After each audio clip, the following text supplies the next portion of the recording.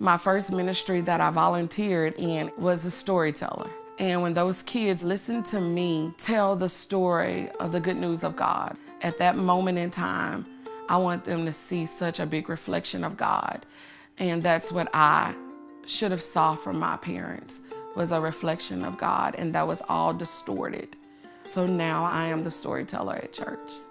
I was raised in a very religious home. We went to church every Sunday, Wednesday night prayer. My dad was well known throughout the community, and everybody thought he was the perfect family man, perfect coach. Behind closed doors, my dad was an alcoholic.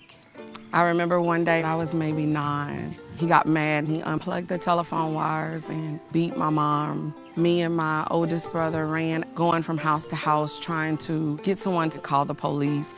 He pulled my mama outdoors and all the neighbors came out and watched as he beat her. After that, my mom had many broken bones and I never seen so much blood. I was molested at 7 by my dad. I remember telling my mom for the first time, and she said I was making it up. He was just playing. I went to tell my aunt, to tell other family members, and they told me to be quiet about it. That was personal stuff that we shouldn't talk about.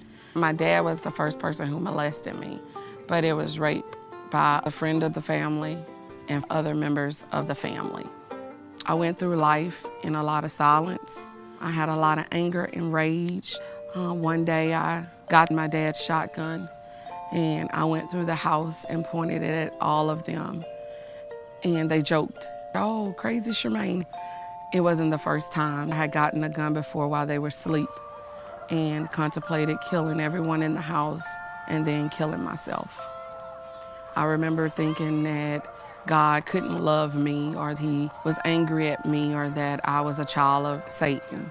We would have nights where I would be molested on a Saturday and my mom would be beaten on the same night till 2 or 3 in the morning. He put on his suit, he drove to church, cursing my mom out. But when the door opened to go in church, we were the perfect family.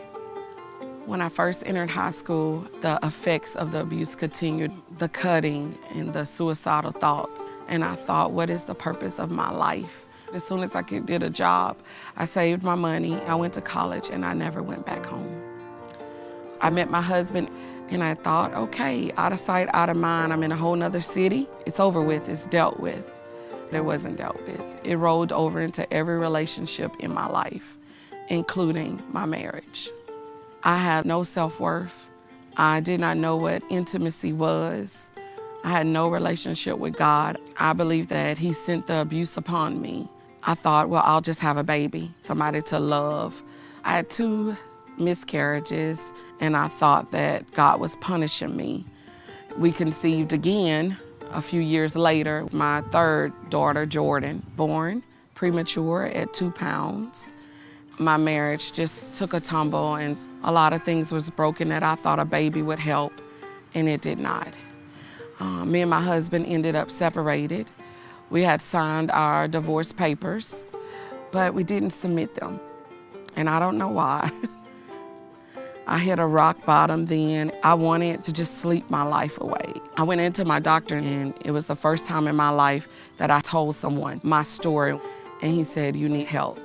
And I ended up being admitted into a mental institution. I sat in support groups in the facility. I had to sit in the AA group meetings, but there was no group or therapist for sexual abuse. I was in a pit of depression, and I had never seen a pit this dark and deep before in my life. And I looked up from that pit, and I saw God. He said to me he had been there the whole time, even throughout the abuse, that he was there. And that he needed to restore some things that were broken in my life. It was from there that I started to go to church. And me and my husband got into couples counseling with a pastor. My husband didn't know the depths of my abuse. I shared with him then about the abuse. And the pastor said that the effects of the abuse have caused problems in your marriage. It opened a door to our marriage from my husband's point of view. I found him being more sympathetic. God softened my heart and his heart, and we decided that we were gonna work again on our marriage. We got into a house together. We had my son. Because my daughter was approaching the age that my abuse started, I started having flashbacks. I can remember telling her, make sure you sit still, close your legs, don't roll over. Even with her and her dad, I was very, very protective. I was robbing her of a healthy childhood because my childhood was so horrible. I got into the Bible study and I told a lady that I'm having trouble with my child. I can't seem to know how to parent. I'm overprotective. She can't spend a night with anyone. She said, I think you need to take this study that we offer here at the church called Mending the Soul. It was very intense and it was very hard. When it started to give a definition for everything I had experienced, I never heard of sexual abuse defined out the way it was defined out, or physical abuse, the emotional, the verbal, the spiritual abuse. Everything I experienced was trauma. And I was dealing with the effects of trauma. I was not crazy. I was just a child who endured severe trauma. And God not only restored my marriage, He restored my life through that ministry. I felt a weight lift off me and I finally felt free.